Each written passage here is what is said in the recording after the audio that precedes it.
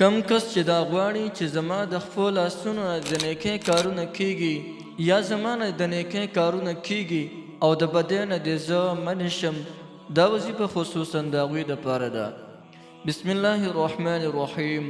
السلام علیکم ورحمة الله وبرکاته. زمانونو او خویندو کو کم حلقه د دې خبرې خواهشمند وي او هغوی وایي چې زمونږ د لاس او د خپلو نه دې همیشه دپاره د نیکۍ والا کارونه کیږي او د بدو د کارونه دې موږ منې شو. نو دا وظیفه دې کوي انشاءالله چې د دې وظیفې په برکت سره رب العالمین به د دې وظیفې په برکت سره د نیکۍ په هر یو کار کې اول نمبر کې، یعنی کلم چې د نیکۍ کار وي د ټولو اول به دې کوي. رب العالمین به دې انسان ته توفیق ورکوي.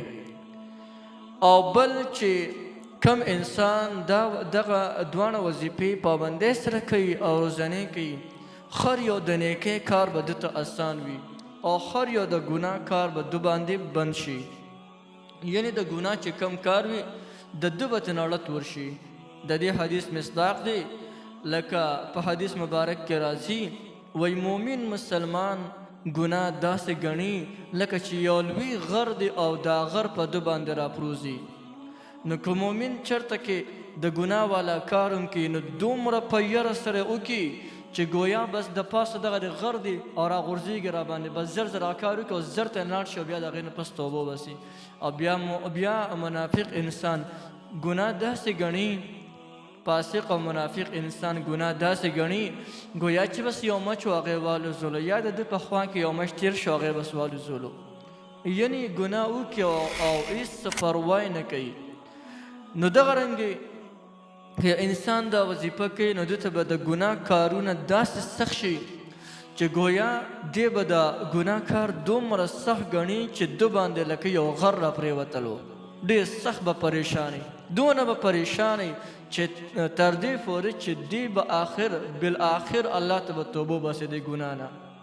نو داسې مبارکه وظیفه ده او چې دا وظیفه پابندۍ سره کوي نو د دې وظیفې برکت سره به د رب العالمین د نیکۍ کارونو ته شوق پیدا کړي. کم ځای کې د نیکۍ کار وي انشاءالله د ستا د خپو او لاسونو به کېږي. یا اولو داسې دا هم د الله جل جلاله یو صفتي نوم دی، د ټولو اول ذات.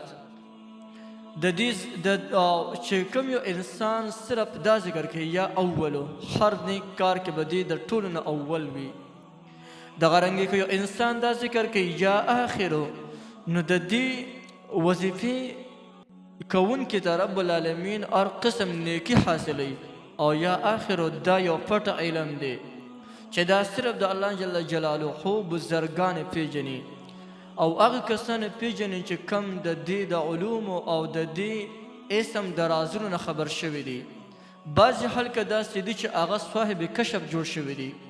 صاحب کشف هغې ته وایي چې الله جل جلاله هغوی ته رازونه ښکاره کوي، نو دې ته وایي صاحب کشف.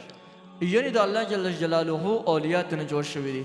نو که کم کس دا وظیفې کوي انشاءالله د هغو نه باندې قریب د الله جل جلاله ولی سازیږي او حتی الامکان د ګناهونو نه خپل ځان هم ساتي. راځئ د وظیفې کولو طریقه خو ډېره زیاته اسانه ده. تاسو سره چې څومره وخت میلاویږي څه تعداد مقرر نه دی، البته کوشش کوئ چې په ورځ کې دا 500 کرتونه کم چې کم دی ونه وایئ. او که زیات هم څونه ویلی شو نو هغه نه ښه خبره ده. او وظیفه به داسې کوئ، بسم الله الرحمن الرحیم، اللهم یا اول یا آخر یا اول یا آخر یا اول یا آخر. دغه رنګې په ښکلي مزیدار انداز کې به کوئ، ولې د الله جل جلاله مبارک نوم دی. نو اول سره بسم الله وایي او بیا سره اللهم وایي او بیا سره دغه رنګې الفاظ به یې څنګه چېرته ماحول انشاءالله چې په ډېر لږ وخت کې به تاسو د دې اثرات سیکئ چې د ټولو ګناهونو به ستاسو نفرت پیدا شي، د نیکو کارونو سره به ستاسو شوق پیدا شي.